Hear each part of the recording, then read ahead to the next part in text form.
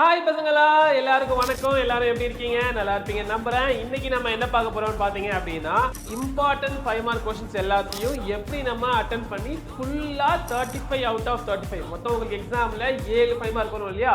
அந்த 7 5 மார்க்கையும் அட்டெண்ட் பண்ணி எப்படி ஒண்ணுத்தையுமே மிஸ் பண்ணாம 35 அவுட் ஆஃப் 35 வாங்குறது அப்படிங்கறத நம்ம இந்த வீடியோல பார்க்க போறோம். யாருமே வந்து பாஸ் ஆகிறதுக்கு ரொம்ப பேர் மினிமமான கண்டென்ட் கொடுத்துருப்பாங்க அப்படின்னு நினைக்காதீங்க. இந்த வீடியோ யாருக்குன்னு பாத்தீங்க அப்படின்னா, யாரெல்லாம் வந்து 80+ வாங்கணும்னு நினைக்கிறீங்களோ, சென்டம் வாங்கினாலும் சரி, 90 வாங்கினாலும் சரி, 80+ வாங்கினாலும் சரி, முக்கியமான விஷயமே நமக்கு 5 மார்க்ல தான் இருக்கு. கரெக்டா?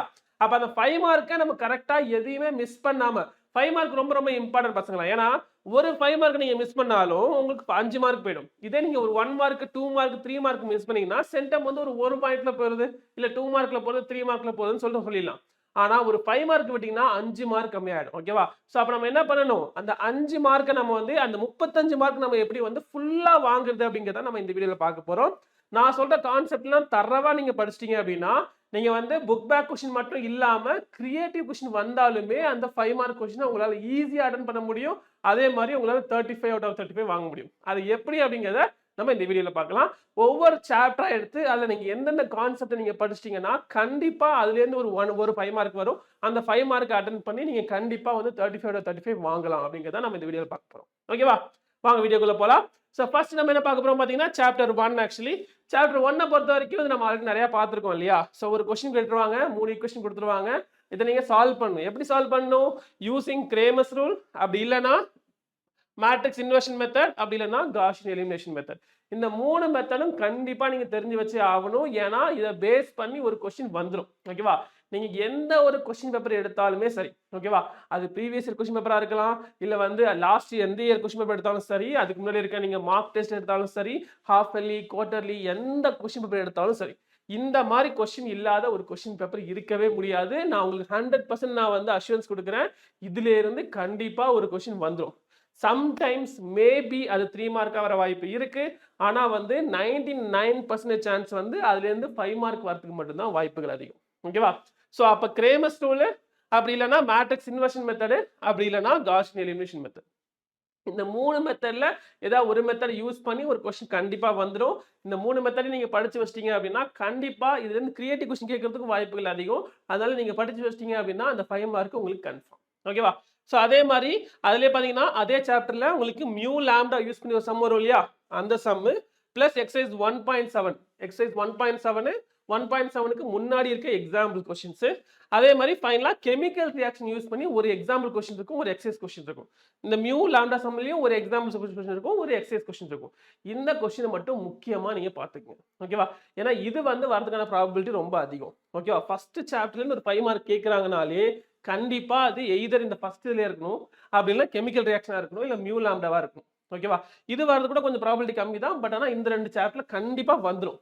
ஓகேவா? இது வந்து ஃபர்ஸ்ட் சாப்டர்ல நீங்க பார்க்க வேண்டிய 5 மார்க். ஓகேவா? இப்போ இதே மாதிரியே செகண்ட் சாப்டர் பார்க்கலாமா? இப்போ செகண்ட் சாப்டர்ல பாத்தீங்க அப்படின்னா ட்ரையாங்கிள் இன்இக்வாலிட்டியை பேஸ் பண்ணி ஒரு 5 மார்க் கண்டிப்பா வரும்.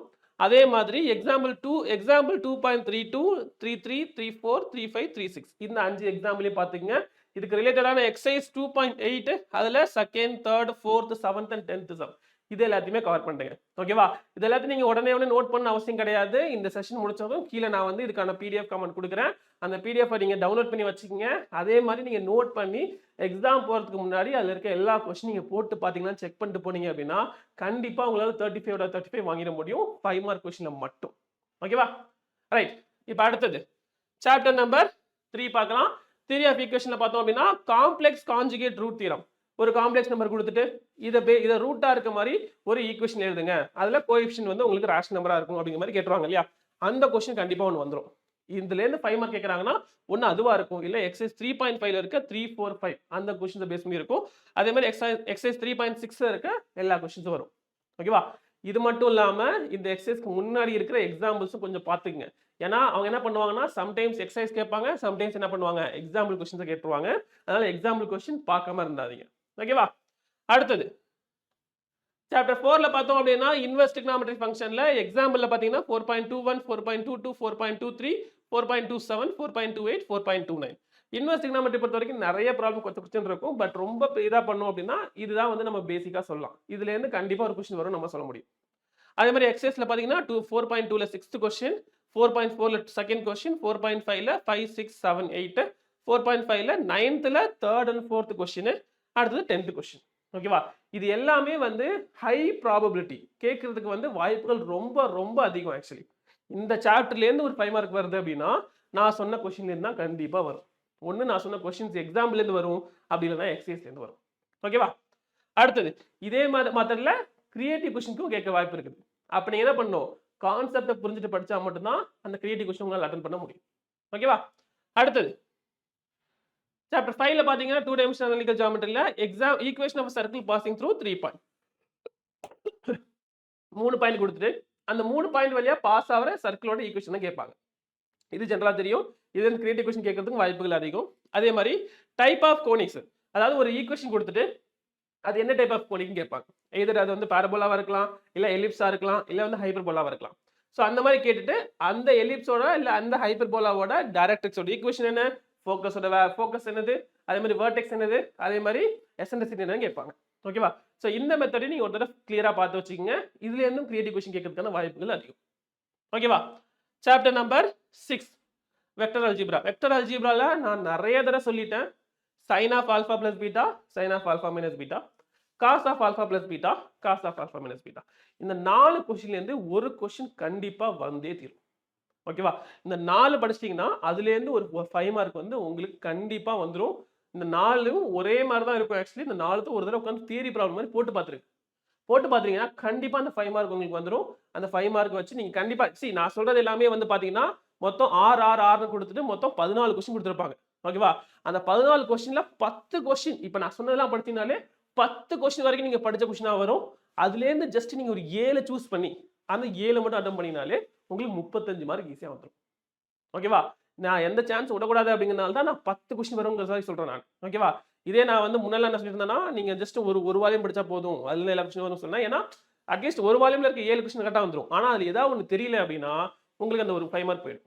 ஆனா இப்ப நான் சொல்றது ஃபாலோ பண்ணீங்க அப்படின்னா கண்டிப்பா 14 கொஸ்டின்ல 10 கொஸ்டின் நான் வந்து ஷுவர் ஷாட் 100% சொல்றேன்.